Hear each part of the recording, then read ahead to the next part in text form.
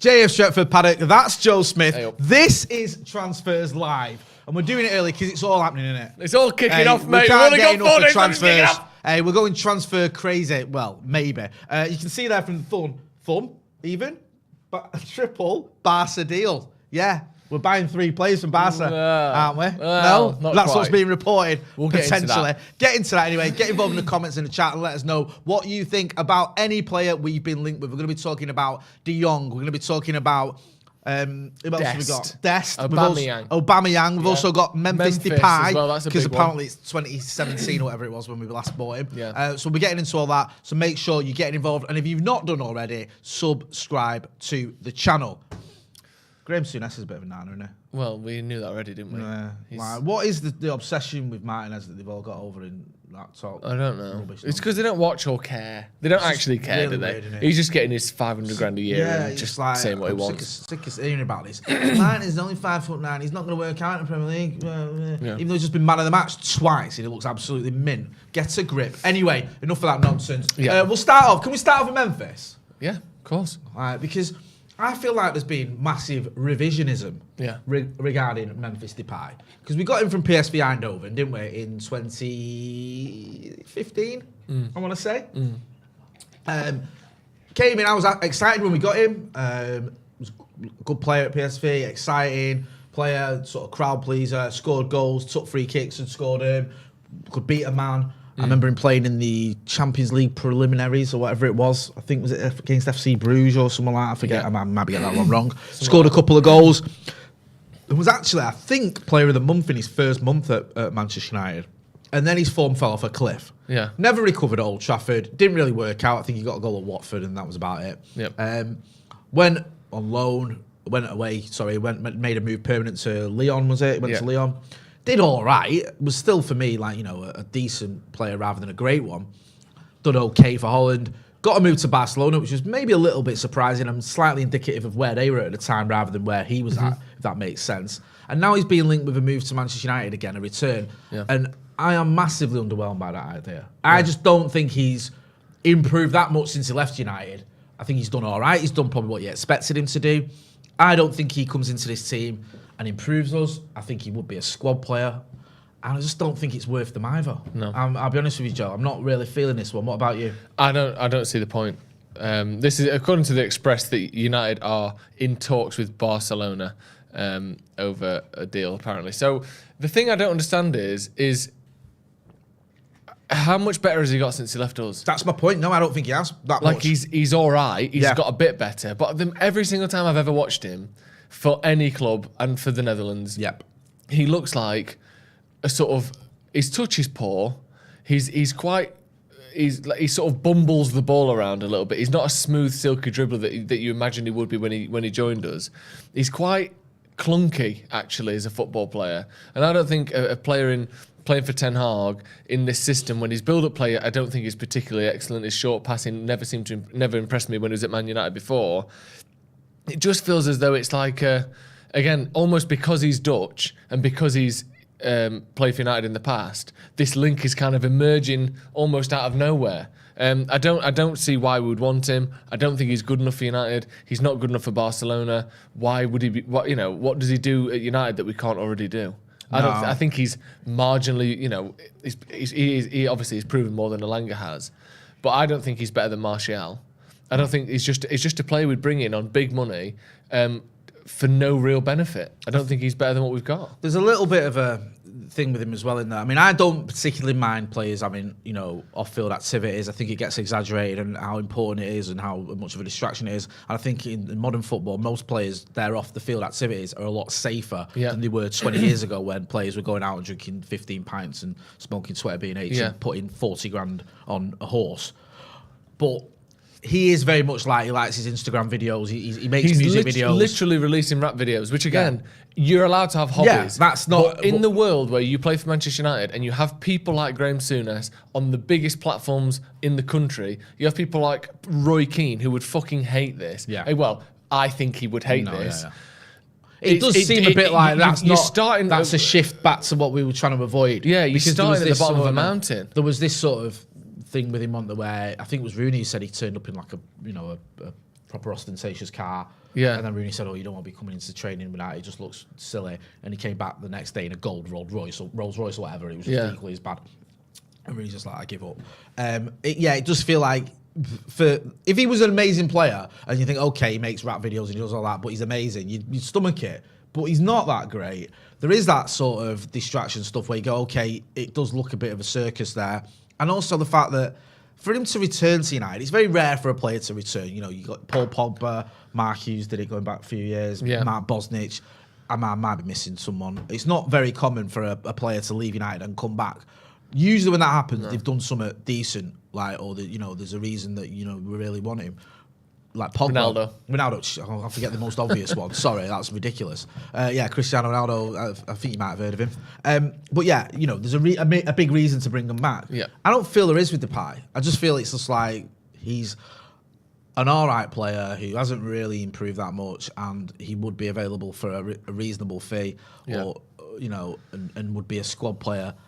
But does he want that? Does he want to come back to United and sit on the bench? No, I can't imagine he would. And last season, 38 games, 13 goals, 2 assists. It's not bad. It's all right. Which is fine. A goal every 4 games for Barcelona. The year before that, he played 22 games, got 15 goals, which is good. Very but again, that's in League One with Lyon. And the year before that, 2018-19. He got 12 goals, 16 assists in 47 games, which is very good. But again, no offense, but you're playing in the French league, like it's not the same standard as the Premier League. It just like isn't. A sort of, we link with like Adrian Rabiot, and it's like, okay, probably comes in a squad. He does. He's an option for you, but he's not a player that you get very excited about. No. I don't know if it's even going to happen anyway. It's been reported. I mean, that doesn't mean it's going to happen. Obviously, let us know in the comments. What are people saying about Memphis Depay? People saying that they don't think he's pretty much up to it is the general consensus. Yeah. Save the cash for Depay. Go all out for Saint Maximin. I think we've already done our all out forward signing for the week. I think United as well. With this thing of like, you have a player who's at a level, and we're there, and he's not at a level, and then our level decreases, and so he's good enough now. There he is. Let's get him. And maybe there's a touch of that. Memphis was so underwhelming at United. I know he was young, and I know things can change. His confidence drained as well. You could see it. I remember because where I sit, Old Trafford, where I used to sit, it was like on his side of the pitch, and you could just see this player lose his confidence, go from being willing to take a shot and take a man on to just doing things where you think, he just doesn't even want the ball. Yeah. Do you know what I mean? So, not for me. Who else have been linked with? So, we've been linked with Wan-Bissaka and Dest swap deal. Right, okay. Sergino Dest, sorry. Yeah, we've heard for a few weeks that Barca are interested in Wan-Bissaka for some reason. And then, obviously, United want a new right-back. Dest makes sense. Again, it's according to the Mirror. Sorry, not the Mirror. It's according to the Express and the Daily Star. So, read into that what you will. That Manchester United are in talks with Barcelona over a swap deal that will see Wan-Bissaka and Sergino Dest exchange clubs, according to reports in Spain. According to Sport, United and Barcelona have been intensifying contacts to reach an agreement that will see Dest and Wan-Bissaka head in the opposite direction. United want a new right back to compete with Dalot, and the new new information about Memphis has been published as well. So that's the sort of the complete conversation there.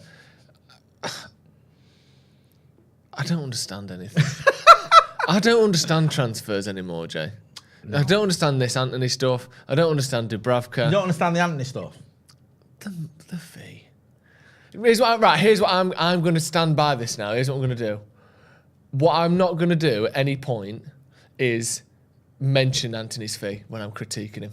Right, okay. Because that fee is not his fault.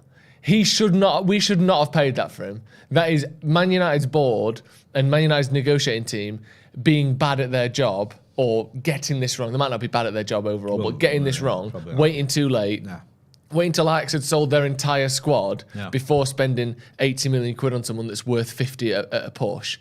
So you can't blame him for his price tag. So anything that we talk about Anthony going forward, I'm not going to say, this is an 80 million pound player. And if I do, I want you to stop me and say, Joe, you're only letting yourself down here. I'm going to go the other way.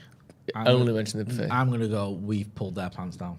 That is an absolute bargain. I can't believe we got this kid for 100 million euros. What a snip.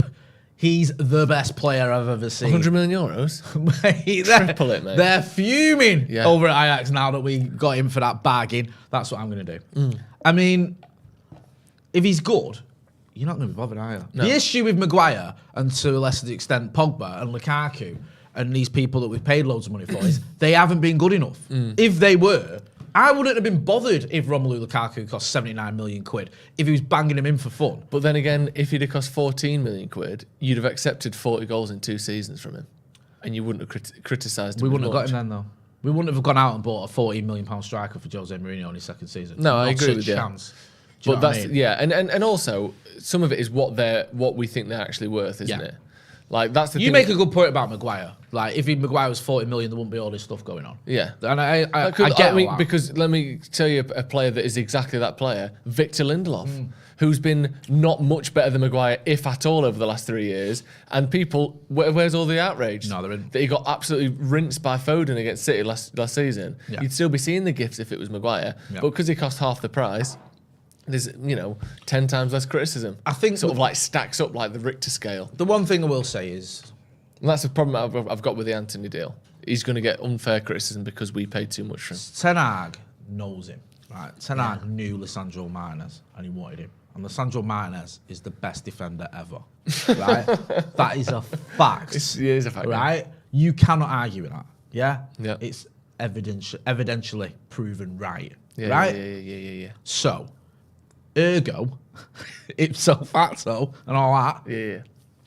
If he wants Anthony, Anthony will be the best attacker ever. That's how it works. In fact, he'll be twice the player Martinez is because he's almost twice the price. And almost twice as tall. Exactly. Which, I'm glad you mentioned Martinez height because no one ever does. I don't even know how tall. Do you know he's only 5'9"? No. Really? Yeah. How tall did you think he was? I thought he was 6'3". Yeah, no. I thought everyone else is just really tall around him. No, he's only 5'9". And someone needs to talk about that a bit more. Yeah. Someone should mention that. Yeah. Right, should we move on? Yeah, so Dest, not happening. I don't know if it is happening. We've just got to think, Anthony's the same height as Martinez. Oh, for fuck's sake. Maybe them two can mark each other. But isn't it weird that when you're a winger, you're allowed to be there's short? A problem solved. They play for the same team. I knew there was a flaw in it. Isn't it weird that when you're a winger, you're allowed to be short, but when you're a defender, you're not? Because they're, like, strikers can be short and it's fine. Fullbacks can be short though, can't they? It don't make sense, that. Because Messi is, like, Aguero's a striker. Yeah. Was he 5'8", 5'9"? Yeah. And yet when you're a centre-back, you need to be 6'4", and you're marking Aguero. I just feel like football evolves, right? It changes. Back in the day, one of my favourite, well, probably my favourite United team was the 94 team, and you had wingers that were wingers, yeah? Kanchelskis and Giggs, all sharp on those wings, were pinging in crosses for the likes of Eric Cantona and Mark Hughes to get their head on. That's not what clubs do anymore, other than maybe Liverpool with Trent Alexander-Arnold a little bit and Robertson. But most clubs, their wingers are inverted wingers. Yeah. You know what I mean? They're trying to get a shot off themselves. They're cutting in. You haven't got loads of crosses coming in all the time. So the game changes. Yeah. And it's like Martinez is a modern fullback in that sense. So he's not just having to deal. And to be fair, when he does have to deal with crosses, he deals with them. Yeah. But that's not the main attribute you look for in a centre back in the Premier League now. No. It's can they play from the back? Can they play out from the back? Sorry. Can they make sort of martial defence? Can they make a tackle? Can they deal with wingers cutting in if their fullback's out of position? Yeah. He can and he does. Yeah. I know it's only been a couple of games, but I think everyone's like, oh, he's just going to crosses and going to deal with him because he's 5'9". It's such a basic argument. This isn't 1974 when you've got like players hoofing it up all the time. Yeah, it's not everyone. Everyone ain't got a Duncan Ferguson up front. No, it's just nonsense. And also, some of these arguments are so flawed because then they say things as, wait till he plays against Erling Haaland. Well, he's done it and he got man of the match. Yeah, but wait till he plays against fucking, what's it called? It's called now. I can't think of the name. It's a good little joke, that. Oh, wait till he plays against the Statue of Liberty, Jay. 170 feet tall. Yeah? Good luck marking her. That's all I'll say. Is rubbish in the air. Good luck marking Lady Liberty away. No left foot. The Potteries. Yeah. Do you know what I mean? Can you do it on a cold Wednesday night on Liberty Island? Yeah. That's my question. Very good point. Rebel TMUA. Oh, I know him. Good lad. Says Donny's wedding, apparently they're flying in to attend. Have you heard about this? He's just picking sentences out from when we've not even referenced it at all. Donny's wedding, they're flying out to attend. What? So Donny van de Beek's getting married. Is he? Yeah. Right, okay. And De Jong, Depay, and Dest. Dest. I don't know Destiny's Child. I don't know if the Destiny's Child actually is good. performing. But a lot of the Dutch squad are coming out to play for Donny's wedding. Where's he getting married? London. Why? Sale Town Hall, mate. It's good enough for my mum and dad. It's good enough for Donny van der Beek. That's a good point, actually. Do you know what I mean? Oh, look at me. I've got loads of money in football. I'm going to go out of London to get married. Pathetic. You got married online, didn't you? Yeah. Well, she's not replied, though. Is she not? Sent her all that dough and that. How much did you spend? My gyro. 400 quid a month. Fucking hell. That's a shame. So, yeah. You had that webcam vicar and everything, didn't you? Why was you dressed like Elvis again? What was that? Your mate was a vicar, wasn't he? Not a vicar, an ordained minister. He was here the other day in Connecticut. I think he might have been lying. Oh, was it? All right. Darren for comedy Walsh purposes. says, Joe, where can I get that t-shirt? You get it from Art of Football. Oh, Art of Football. There you go. Check it out. Hey, see, Baggers, his eyes have just pricked up there then. Hey? We'll put a link in the chat. Link in the chat. He's on that. He's the boy wonder. A little, go on then. It's very fetching. Thank you. Jogo says, save the cash for Depay, go out for Maximin. I read that one already. I apologise. Mr. Sandman. Bum bum bum bum bum bum bum bum bum bum bum bum bum. Mr. Sandman. Depay's coming back. It's bringing back Lingard or Pogba. Please. Right. Depay coming back is like bringing back Lingard and Pogba. Yeah, we'd never bring back Pogba.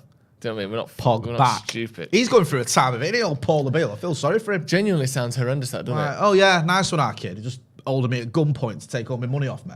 Cheers for that one. Do you know what I mean? Also, he's a professional footballer who doesn't need that money, presumably. Who? You say it's Pogba? Yeah. No, he played for he probably had a part-time job while he was playing for them teams. He played for Rex and reserves and stuff like that. Oh, did he? He's a professional footballer. Which one's the good one? He's got two brothers. Yeah, it's not Matthias Pogba. One of them plays for Saint Etienne. There's another. I think it's the other one. Because I remember when Matthias Pogba was there. I remember there was actually some people saying, "Why don't United just give Matthias a contract just to keep on?" I'm thinking of Florentin Pogba. Yeah, because Matthias is barely professional level. Oh right, because he's actually good, isn't he? Like he's played for Saint Etienne for 99 games, etc. Yeah. Go on. All right then. If you want his full career, he's done loads of great stuff. He's got, he's played for Gensel Biligi. I don't even know that. Atlanta United. And Atlanta's United's second team. That's like Eric Cantona's brother. Do you remember him? Joel Cantona. He was at Stockport for a bit. I met him. Oh, you haven't? Yeah. Yeah, Joel. Remember him at his testimonial. Yeah, I mean, listen. I'm not going to go into the whole Pogba thing. I'll just feel for him. I hope he gets everything sorted because it sounds like a pretty horrendous situation. It does. Should we move on? Yeah, let's move on. Let's talk about Dubravka because we were talking about this a bit on Martin. Huh? Martin Dubravka. Yeah, not his brother, Matthias Dubravka. I just wanted to clarify. That's a clarification. Is it just narrowing down the options? Do you like this kid? No. Do you know what? I don't know. What is channels, before we've even bought them, they start slagging them off. And they're all the same. The thing I don't get is... Right, let me ask you one question about Martin Dubravka. Yeah. What is he? What is a Dubravka? What is he? I will tell you now. Martin Dubravka is probably the second best goalkeeper on Newcastle's books.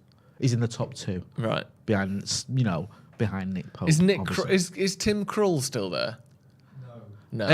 Is he any... Right, we have got a resident Geordie, yeah?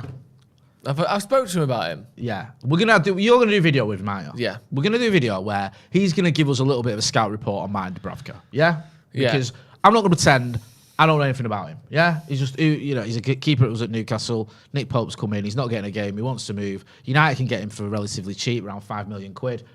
He's probably the perfect candidate to come in because we said we wanted someone who would be an understudy to David De Gea, but challenge him. Now, I think Dubravka will come to United happy to do that. Yeah. He's not going to come in and go, I better start every game or I'm going to throw my toys out the pram. But he is capable of playing for United in the Premier League. Can I ask you a question? Of course you can. I know that this is a slight Route 1 argument and that it's being sort of knocked over our heads at the minute. Why is Henderson not here? Genuinely, because I know it's Henderson has gone, he's saved a penalty. I don't care that he saved a penalty. Really, yeah. The grand scheme of things, that's not what. But surely Dean Henderson could do the exact job we want Dubravka to do. The impression that Dean Henderson is just not a very popular person to have around. Maybe. I get the impression, I don't know him, and I might be wrong, but this is just the thing. I get the impression that he's someone who, there's been lots of rumours and insinuation that he may have been leaking stuff to the press. He gave that interview where he just laid... But that is just rumours, though. It is rumours, and it might be wrong, but there's quite a lot of them. There's also that he gave that interview where he was just laying into the club because he didn't get picked and he didn't get a game. Let's not forget, I know it's unfortunate because he's just unlucky, but he got COVID, and then whilst he had COVID, you know, he probably would have been first choice under Ollie. David De Gea had a better spell, and he couldn't get his place back. So there's that element as well, where he was very, very bitter in that interview. And I just feel like... But don't you think it's just unnecessary? I agree that it's a bit unnecessary. If he'd have stuck around, though, I think he starts the Liverpool game after the 2 games that De Gea had against Brighton and Brentford. Well, he should have stayed around there, but he didn't want to. He wanted to go to Forest because obviously he wants to play for England. It's fine, okay. But back yourself then. Yeah. Do you know what I mean? Seriously. You've got, you know, if you've got all the ability, because he's not lacking in confidence, is he, old Dean Henderson? No. If you think you're that good and you don't rate David De Gea that much and you've got a new manager, because didn't Dean Henderson say, I literally didn't want to perform in front of the manager because he'd have liked me and kept me? What's that? Do you know what I mean? Yeah. So I just feel like with Dean Henderson, maybe there's a personality thing that's not great for him. I don't think Dean Henderson's the greatest goalie in the world. He just thinks he is. He thinks he is, for sure. But I think he's probably about as good as Dubravka. And I know it's only 5 million quid, which in football these days isn't a lot, but it might save us 5 million quid. Like, I just think, like, I don't know, I just feel like with Dean Henderson, there's something going on. Yeah, it feels like... Do you know what I mean? Yeah, it just feels like there's a lot of negativity around him. The public version of that, of the sequence of events we've seen, don't really make any sense. No. I don't think as well. I get, like, it's a short career and you got to go to World Cup. In goalkeeping terms, he's 11 years younger than Edwin van der Sar was when he signed for us. Yeah. He's got so much football left in him. Yeah. And David De Gea has this question mark around him. It's not beyond the realms of possibility that you can be United's regular goalkeeper for a decade. Yeah. Do you know what I mean? And yet he's like, nah, I'm not having it, I'm off. And also, yes, you did very well at Sheffield United. You did all right when you came in at United as well. But you're not like proving that you're the greatest goalkeeper in the world. No. And that it's so beyond the realms of possibility that David De Gea could be in front definitely of you. not. I wanted Henderson over De Gea. I said that. I said I thought he deserved a shout. I thought he was better at commanding his box and his distribution was better. And De Gea had gone off the boil since the 2018 World Cup. But I don't think it's ludicrous that De Gea was getting a game. I'm not like, how has this happened? No, I agree. This is just like the most stupid decision I've ever seen. And I think, you know what, if you're that confident, if someone's so confident, you think they back themselves to get back into the team. And he hasn't. No. And he's just, you know, he's now become this sort of almost feels like a bit of a toxic person for United. Yeah. And I don't like saying that. He's come through the academy. There's a lot to like about Dean Henderson. You know, like you say, there was a time when he was doing really well for Manchester United. But he has to take some responsibility as well. He had a couple of games where you go, that's not great. The Scousers, he wasn't great. He gave Mo Salah the entire goal to scoring. Yeah. When he played away at Sheffield United, he tried to take someone on in his own box and lost it, and he scored. So he's done things in a United shirt where you go, that's not great, is it? Yeah. And the whole penalty thing, he conceded 9 against Middlesbrough. So whilst I wanted him in that final against Villarreal, I don't think it's like, oh, this is so amazing. He saves every penalty he faces. Yeah, that he's not in the team. Oh, what is going on? I don't get it. I just think like I feel like he's made life difficult for himself at United to the point where it might just be less noise. That whole situation about how he left was it actually mad, wasn't it? And I don't know like who's making those decisions as well, because you'd imagine that Erik ten Hag would have gone, I want to see the goalkeepers I've got at my disposal. Yeah. I want to see Tommy and David De Gea and Dean Henderson and see what they're about. Maybe give them all a game in pre-season. Do you know what I mean? And it was just like, no, Dean Henderson's gone almost as soon as he arrived. Now, I don't know whether he got told something, ten Hag, where he's like, listen, something going down with this guy, you don't want him around. Or whether he just wasn't that fussed. Or whether he just thought, that David De Gea is a keeper I know, and I know about him, I know him well, like from what I've seen. Obviously, I've not worked with him, but you know, he's a well-known goalkeeper who's got a good reputation still. I'm just going to go with him. I don't know, but... Some of these quotes, I know we've been through this before, but no, go on. Just because it does keep coming up every single time he saves a penalty, which seems to be every week at the minute, Dean Henderson. So he said, to be quite honest with you, it's probably been the toughest 12 months of my career. This is Dean Henderson, obviously. It's been tough, it's been hard, and I'm so happy I've come out the other end of it now. The conversation I had coming out of the Euros, so this was the end of last season, well, the end of the season before the one just gone. The end of that the conversation he had coming out of the Euros was that you're coming back here to be the number 1 goalkeeper. I got COVID, then unfortunately no one followed through with anything they told me. It's frustrating as well because I turned so many good loans down last summer for that reason and they wouldn't let me go. To sit there and waste 12 months is criminal, really. At my age, I was fuming. He said, talking about Ten Hag, before the loan move, he asked if he'd seen him training. He said, no, I didn't want him to see me in training because I knew that he'd probably want to keep me. So I told the hierarchy that I needed to play football. I don't want to be here and play second fiddle. Yeah, there you go. Interesting, isn't it? He was very. If you watched the whole interview as well, he was saying like he was gutted that he couldn't play against us.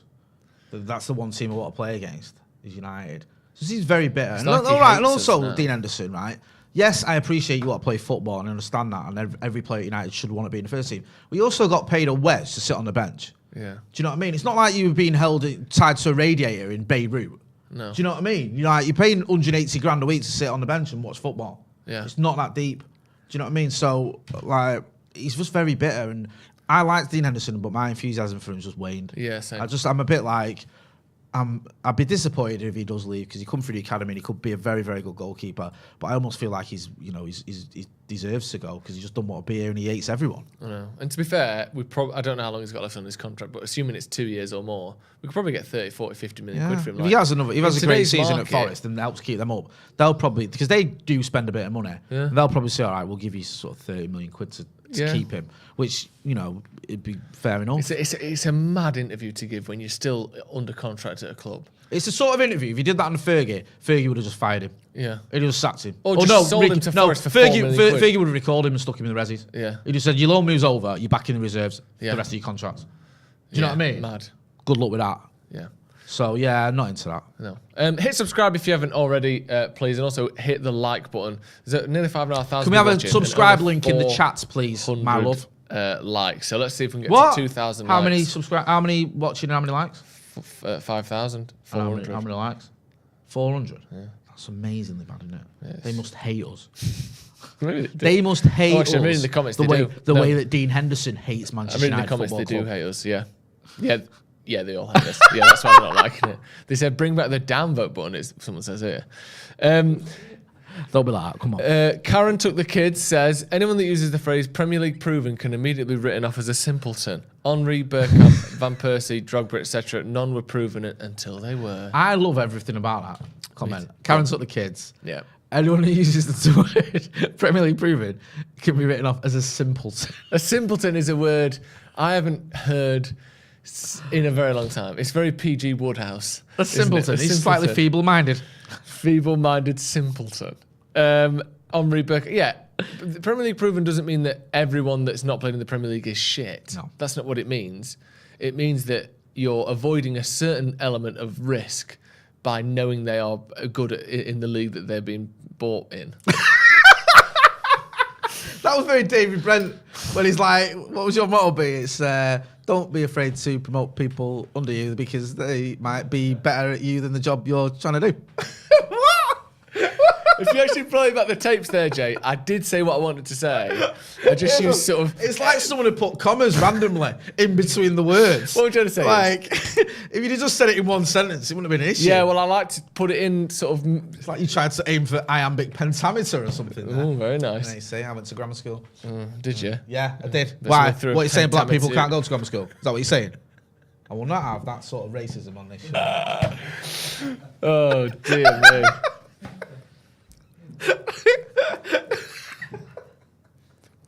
I'm sorry.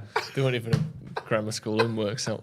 Oh, was it not? No. Says a lot about Worksop, doesn't it? Right, go on. What else are we talking about? BM says, why are we constantly bringing up the Nunes fee for Liverpool, but then the Anthony fee, you say you won't mention it? I don't compare him to his price tag in terms of, or I try not to compare him to his price tag in terms of how good he should be. Yeah. I just think they've overpaid for him, which I agree, which is what I've just said about Anthony. I don't think he's worth what they paid for him. And I bring the fee up as well because Klopp said he'd never spend 100 million quid on a footballer, and he has. I don't think it's also, you know. Sorry, go on, finish. And also, they bought him in June, like they thought he was worth that. I don't think United do, but we're just desperate. The thing is, it's all relative, innit? Like they spent 100 million on the player, the one player they really wanted, yeah, that they needed. That makes sense for them because they've got good players in all other positions. So they're not like desperate for a right back or desperate for, a centre back or whatever. No. They were desperate for that striker. They wanted him. So spending that when you've just, finished second and got to a Champions League final, it's not the end of the world to go out and buy a big name player to try and get you over the line, especially when the team that's just pipped you to the title goes out and buys Erling Haaland. Yeah. So they've raised the bar. Now with United, this thing is, we've all got it, and I've been guilty of it. We've got used to the idea that our budget for this summer is going to be around 130, 140 million quid. And we've gone, all right, it's not great, but okay, we can do something with that. Well, it should have been a lot more because we just finished 6th. We lost Cavani, Pogba, Lingard, Mata, Matic. Yeah. We lost all these players that, some of them wouldn't have been in the first team, some of them would have been. Yeah. You've also got the fact that Mason Greenwood is no longer an option. Yeah. We're not going to get into that. We understand why. Ronaldo's 37. So not only have you finished 6th and you need to strengthen, you've also got a load of players that need replacing. You've also got the 2 teams that were 1st and 2nd going out and buying £100 million strikers a new manager or 60. Yeah. that you need to make a point of backing for the sake of everyone's health. So you need to spend 300 million or whatever. Yeah. Really, that's what you need to do because that is the way football is in a minute. People go, well, United wasted 1.5 billion and blah, blah, blah. Let's not get started on that. We've wasted all the money on these debts and these loan repayments and these dividends. We've got money and you should have looked at it and we should have gone, right, this is where we're at. This is where we need to be. We need to spend a lot more than 140 million quid. Now, it looks like we're going to. I still think we can spend more. Yeah. I ain't got an issue with it. Yes, you're right. We have overpaid for Andy. But if we need him and if the manager's like, listen, he's my guy on that right wing, that's the one I want. Yeah. Get him. Yeah. Just go out and get him for him. Because you're giving a manager a difficult job to come into anyway, when he's got all this circus with Ronaldo, he's lost all these players, we're finished 6th, he's got a very limited options in attack anyway. If he says, I want this player, get him. And also, it's not Eric Ten Hag or Anthony's fault of the fee. A big part of this is the way United have gone about it. Yep. And I think maybe there's a little bit of an element of we went for we got the manager, then we got Martinez, and we want to get Anthony. Yeah. It ain't easy to get 3 players or three people from a club. So I understand that, but it does feel like very much you've had to sort of overpay to get this over the line because of all those factors, including the fact that Ajax didn't need to sell him. No, and that's a catch-22 for us because had we not bought Martinez, maybe they would have been more keen to sell him. But we wanted Martinez, and I'm glad we got him. Yeah, me too. And also, when it comes to Nunez's fee for Liverpool and Antony's fee for United, I'm a hypocrite. And I'm happy to admit that. Yeah. I want to take the piss out of Liverpool, and I want to defend United. United. I've never heard Eric Ten Hag go, I will never spend £100 million on a player. Yeah. I have heard Jurgen Klopp say that. Yeah. So, we're right to call him What was out. the And exact also, quote that he said? He said, let me find this quote here. He said, if you bring me... he said, if you bring one player in for 100 million and he gets injured, then it all goes through the chimney. He said, the day that is football, I'm not in a job anymore because the game is about playing together. That's how everybody understands it in football. You always want to have the best, but building a group is necessary to be successful. Other clubs can go out and spend more money and collect top players. I want to do it differently. I would even do it differently if I could spend that money. Except, is that a way of saying up in smoke, it all goes through the chimney? Have you heard that before? No. I've heard of it all goes up in smoke, but it all goes up through the chimney. It's nice, that, isn't it? Yeah, he's, giving credit where it's due. He's come out with a new way of saying a new phrase. But yeah, there you go. I would even do it differently if I could spend that money. Well, you could and you did, so you wouldn't do it any differently. So would you do exactly this whole what they thing with did? Klopp, right? Is he act like he doesn't spend money? He's got the second most expensive defender ever. He's got the most expensive attacker in Premier League history. He's got the most expensive or second most expensive goalkeeper in Premier League history. Yeah. He's got all these massive signings, and it's like somehow he's been painted as we do things differently over here. Well, you don't. You just like everyone else. You spend loads of money. Yeah. You spend it well. I'll give him that. You have spent money well, but you spend it. Yeah. So it's just like this whole nonsense of Liverpool, they don't just go out and buy big money players. Well, they do, and they have, and rightly so. That's what you got to do. If we were to take the moral high ground now and go, we're not going to spend any money. Where do you think United finish? 10th. Yeah. You got Newcastle, who've got a load of money. They're going to start spending. Spurs are strong. Chelsea are strong. Arsenal have spent wisely for once. Do you know what I mean? It's like you can't just sit there on some sort of moral high ground and go, we're going to spend our money on dividends for the Glazers. That's what we're going to do. Yeah. Oh, that's nice. And that's the thing, isn't it? Like, United aren't spending. It's not like, well, whatever we don't spend goes to charity. Do you know what I mean? It's not like, oh, whatever we don't spend, all the fans just get that as a check. Yeah, you get in for free and then you get a free shirt or whatever. No. Yeah, it's not that. It's if we don't spend it, it's not going on the stadium, it's not going on the training ground, it's not going. It's either sitting in a bank somewhere or it's going to the Glazers. Yeah. Like, we don't do anything else with our money. Like, you know, United are never at the top of any list of recruitment or this thing or that thing or infrastructure or facilities. We never are. The stadium is falling behind. Obviously, the only thing it's got now is the fact that it's just massive. You know what I mean? Like, we're not spending it on anything else. So spend it on players. Fuck it. It's so misleading as well to think that because we've spent big money on players in the past that we shouldn't do that moving forward. Like, we go, okay, we broke our transfer record for Pogba, we broke it for, you know, spent loads of money on Maguire or Lukaku or whatever, so therefore we shouldn't do that moving forward.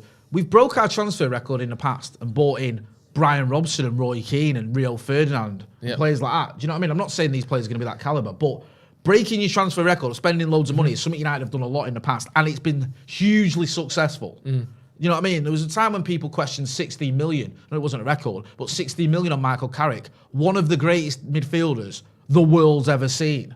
It was at United for a decade and won the lot. And people going, 16 million for Michael Carrick, oh, Spurs have had our pants down. You can spend a lot of money and it'd be worthwhile. I'm not saying that's definitely the case, or whatever. But my point is, just because we've spent unwisely post-Fergie doesn't mean we shouldn't spend money, because you've got to a certain degree. And I'll tell you why you've got to. So here's a list of the top spending clubs, the 20 biggest spending clubs of the last decade. Right, okay. Right? Number 1 is Man City. So this list was published 2 years ago now, so it's slightly out of date, but the point stands, and I'll tell you why. So the biggest spending clubs: Man City, Barcelona, Chelsea, PSG, Juve, Man United, Real Madrid, Atletico, Liverpool, and Inter. Right?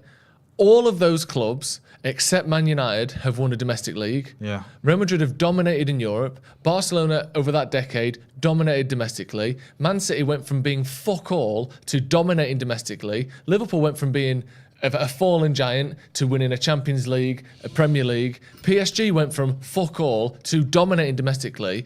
You have to spend money to be the best teams in the world. These are literally, except Man United, funnily enough, although we did win a Premier League in that 10 years, those top 10 teams that spent the most money in the last 10 years are the biggest and most successful teams in the world, except Bayern Munich, who just aren't on that list because they've done things very impressively. But all the rest is literally spend more, football. Win more. Yeah. That's how it is. And unfortunately for United, we've spent more and not won more because of the people spending their money with the wrong people doing it.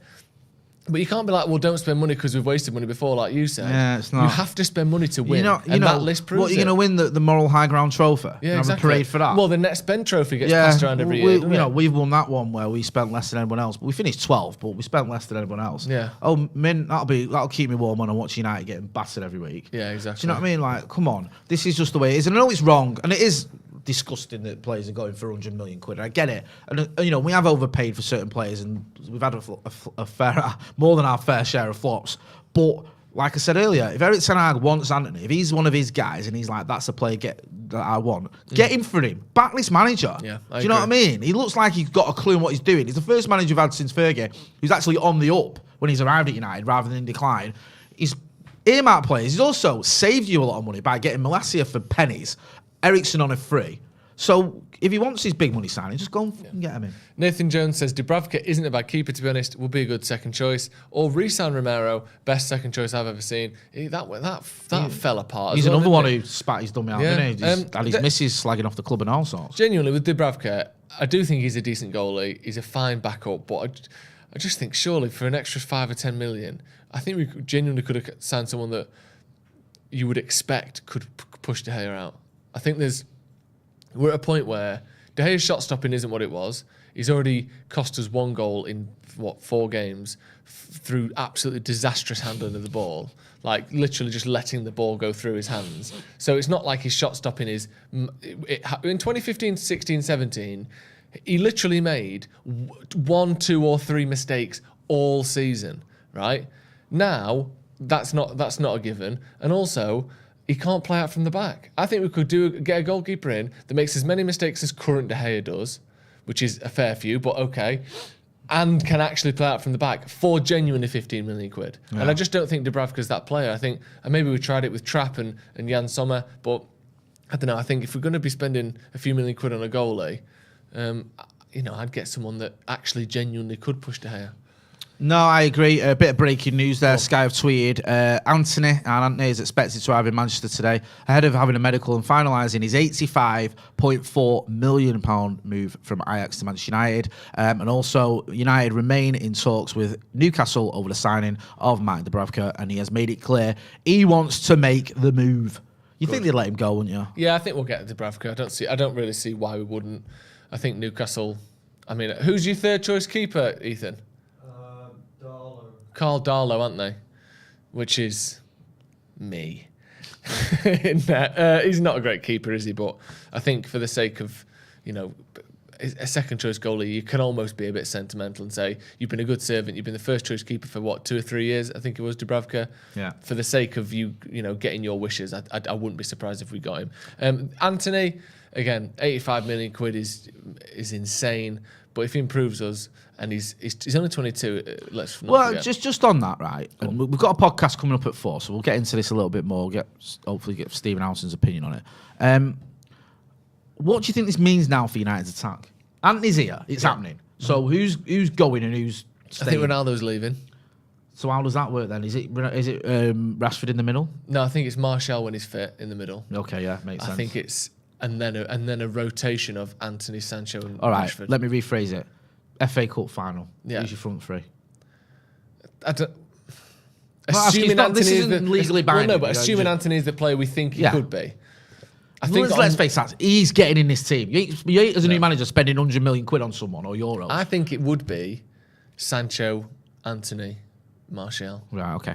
Personally, I think it's Rashford that would come out of the team. But again, what I genuinely hope is that they all play 35 games each. 1 week it's this and it's that, and then you can do that. You can have that, and a lot of teams do that. You look at City; they had Mahrez, they had Foden, they had Sterling last season. Of course, they had Jesus. Yeah, all those players. I looked at City's squad list, and it was literally like Gundogan, De Bruyne, Mahrez. I know there's slightly different players, but there's literally like eight players from like the front five who all played 40 games. Yeah. Because he just constantly Sterling, Jesus, like just all of them, And I think when you play such a high pressing system like we're trying to do, like City do, and Liverpool, their form kind of goes amazing shit. Depending on how much Ventolins in the inhalers. Yeah, exactly. Allegedly.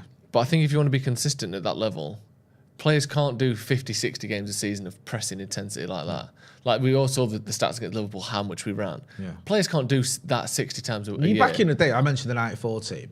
We played as many domestic games as you can play that season. We got to the final of the League Cup, we won the FA Cup, we won and we with a replay as well in the semis, and we won the league. Sorry. So every player played the whole back five. I think played 60 games. Yeah. And then loads of other players played 50 odd games.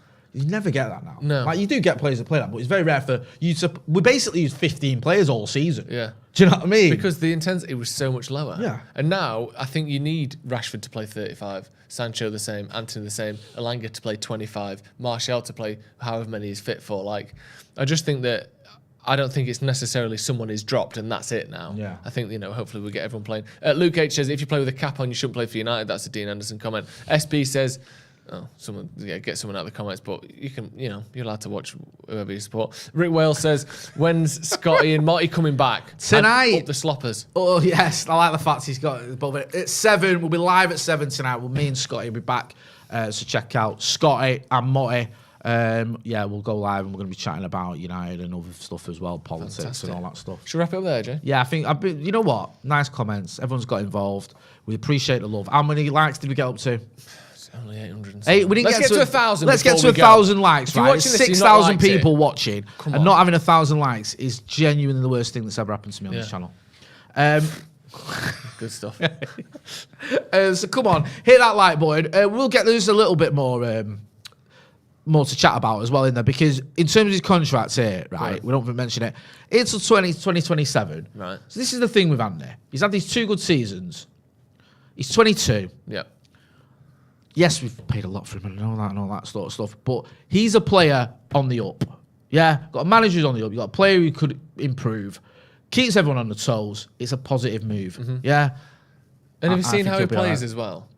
He's a crowd pleaser. He is, and he's so direct and just like he's just an exciting player to watch. I think he's the sort of player that you combine that with his understanding of Ten Hag's tactics and style. You put his play style in there as well. Yeah. If he can improve and start, upping his output a little bit, I think he could be a really exciting player that gets more out of the team around him because of his intensity. Like we've seen so far, the common theme with Ten Hag signings is they bring intensity and they up the game of people around it. Like Martinez ups the game of people around him. Yeah. And it just, as a fan, it ups the crowd. It ups everything. You're watching it. You're excited. You feel like, anything can happen because he's banging on the floor against Liverpool when we win. He's high-fiving everyone after we get a corner. Malacia, saw that clip that was doing the rounds earlier. He puts a slide tackle in on Mo Salah, misses it, gets up, on Trent, sorry, misses it, gets up, and then gets the ball out before it goes for a corner and puts it out for a throw-in. Like, that's the sort of play we need. And if Anthony can bring that, I think that intensity and that energy in the team is going to be massive. I really do think that will help us improve a lot. I agree completely with that. I can't wait to see him. He's an exciting player. Listen, it's going to be good times, hopefully. We've got 1,000 likes. Got 1,000 likes. Now I'm happy. Make sure you're checking out Jones Sloppy Joes. You know me and Scotty Moyle. More importantly, subscribe to this channel. Yeah, worry about all that. Subscribe to this channel. We want to get to 700,000 subscribers by Christmas, and with your support, we will do it. And we're back later on at 4 o'clock with the Paddock podcast. That's been Joe Smith. I've been Jay Motti. This has been Transfers Live. Thanks for watching.